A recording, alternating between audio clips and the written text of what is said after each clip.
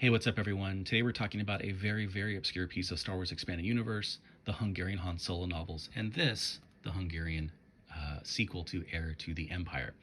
Now, I've shown these on previous video, but not on my channel, and this has come up a lot in conversation recently, so I realized, it was finally time to make my own video about these things. You often get the same sorts of questions about this. Are these real? Are they official? Are they canon or continuity? Just what's the deal with these? These are the actual physical editions from Hungary, just to give you a sense of what they look like. What's fun on the back is you get that same sort of that opening scroll that you get in the films, which is really fun. But what's the story behind here, right? These are actually all published by an official Lucasfilm licensee, Valhalla Lodge.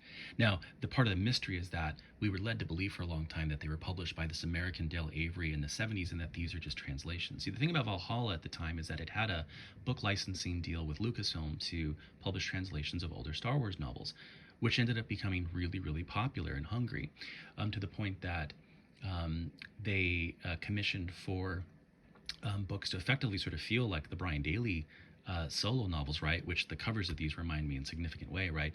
Basically, they commissioned these four original works at the time in the 90s, but presented them to the publisher basically as just translations of these older Star Wars novels. And these were really popular in Hungary too. And the average reader wouldn't have known any different, right? Here is just more translated older Star Wars novels that seem to have the same, feel and seem to sort of exist in the same universe as these other Star Wars novels they're reading, right? So it was all good.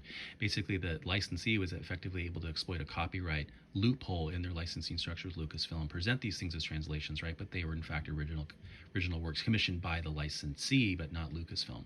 Well, when Lucasfilm found out about the popularity of these things, they pulled the plug on these books, and now they're out of print. Though again, as you can see here, still sort of available. Now, I should say really quickly before we jump into sort of like the most important question about are these things official, are they canon, are they continuity, what have you, right? Which I think ultimately comes down to a subjective point of view. We got Han Solo Nomad, and then we got Han Solo Imperial Agent, an English translation of which is floating around online. Han Solo and the Bounty Hunters, and Han Solo's War. And again, this is just Power of the Jedi. This is basically an attempt at a sequel to Heir to the Empire, which pretty quickly becomes sort of out of continuity with Dark Force Rising and Last Command, right? Where it becomes pretty clear that this is not really set in the same sort of Thrawn sort of timeline, right, that we know from Heir to the Empire. So what's the deal with these, right? Everyone wants to know, are these actually real? And I should say too that there are the Hungarian versions of all of these are available as PDFs on StarWarsTimeline.net, and eventually we really hope to see English translations of all these things.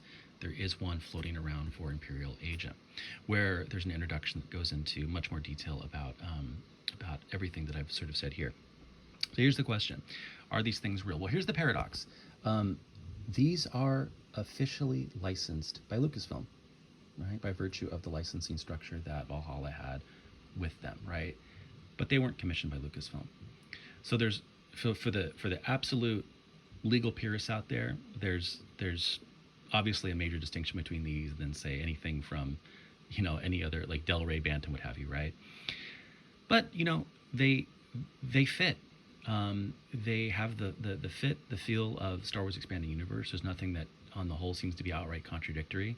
And they were certainly sort of written with the intention of fitting within this, right? And again, done so by an official licensee, right? So if you we're making a case in a court of law, maybe not. That said, there's just enough of a technical sort of foot in the door by an official licensee, right? Officially licensing these sorts of continuations of the Star Wars Expanded Universe, right? So there's certainly some ambiguity there, right? On a spectrum, of like 1 to 10, it's like, it's somewhere in the middle of it, but closer to 10 in my opinion, right?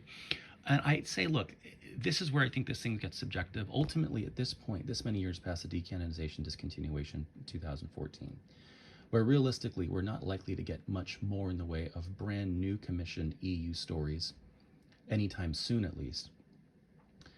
Why are we worried about whether something that has the fit and the feel that was intended to be a part of the story, why are we worried about whether it satisfies any sort of like technical sort of loop, right? In some sense it's like, look, we're not getting anything else.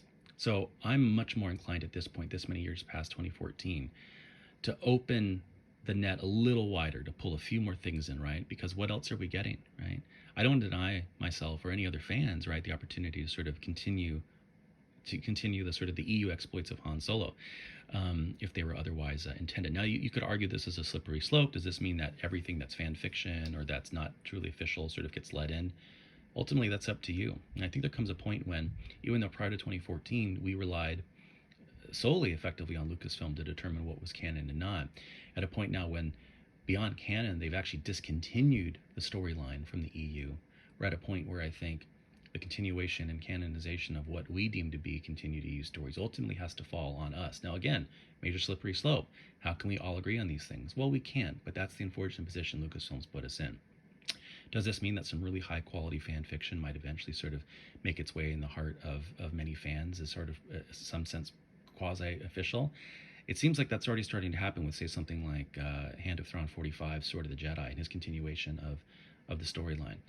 But what makes this that extra little bit slightly more official is, again, you are looking at, particularly in the case of these Han Solo novels, stories that are intended to fit, that do fit the continuity, that are actually, paradoxically, while not commissioned by Lucasfilm, actually licensed by Lucasfilm. So again, the Han Solo Hungarian novels, a very fun, obscure piece of Star Wars expanded universe, which you can find PDF versions of at StarWarsTimeline.net, and hopefully one day English translations of all four. All right, guys, see you next time.